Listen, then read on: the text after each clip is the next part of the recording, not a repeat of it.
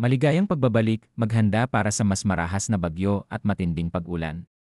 Mangyaring i-like ang video na ito at ibahagi sa iba upang makakuha sila ng tamang impormasyon at mag-subscribe sa aking channel upang makakuha ng susunod na mahalagang babala. Salamat!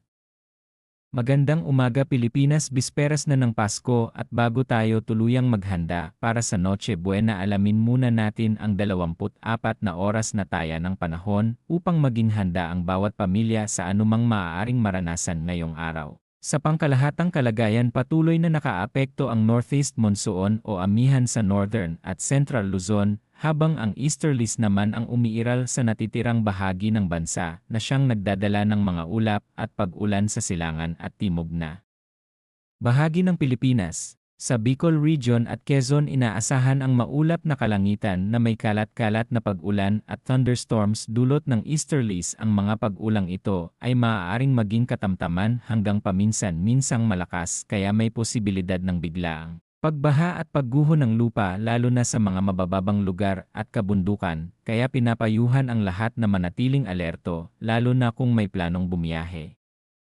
Sa Cagayan, Isabela at Aurora, makakaranas ng maulap na kalangitan na may mga mahihinang pag-ulan dulot ng amihan. Wala namang inaasahang malaking epekto, subalit maaari pa ring makaranas ng malamig at maulang panahon, lalo na sa umaga at gabi. Sa Ilocos Region, Cordillera Administrative Region, natitirang bahagi ng Cagayan Valley at Central Luzon, magiging bahagyang maulap hanggang maulap ang kalangitan na may isolated light rains. Dahil pa rin sa Northeast Monsoon, wala ring inaasahang seryosong epekto.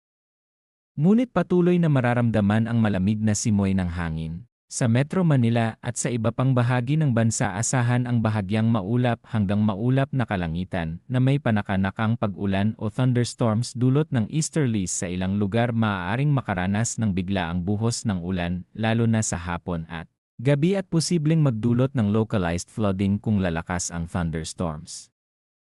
Para naman sa kondisyon ng hangin at karagatan sa Northern Luzon, Central Luzon, at silangang bahagi ng Southern Luzon, magiging katamtaman hanggang malakas ang hangin mula hilagang silangan.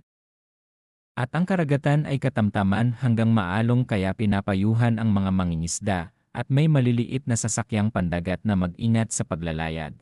Sa natitirang bahagi ng bansa, ang hangin ay mahina hanggang katamtaman at ang dagat ay bahagya hanggang katamtaman ang pag-alon, kaya maaari pa ring mag-ingat lalo na sa mga baybaying lugar. Batay sa naitalang temperatura, ang pinakamababang temperatura ay 23.2 degrees Celsius bandang alas 6 ng umaga, habang ang pinakamataas ay umabot sa 31.2 degrees Celsius bandang alas 11 ng umaga. Ang relatibong halumigmig ay mula 58% hanggang 89%.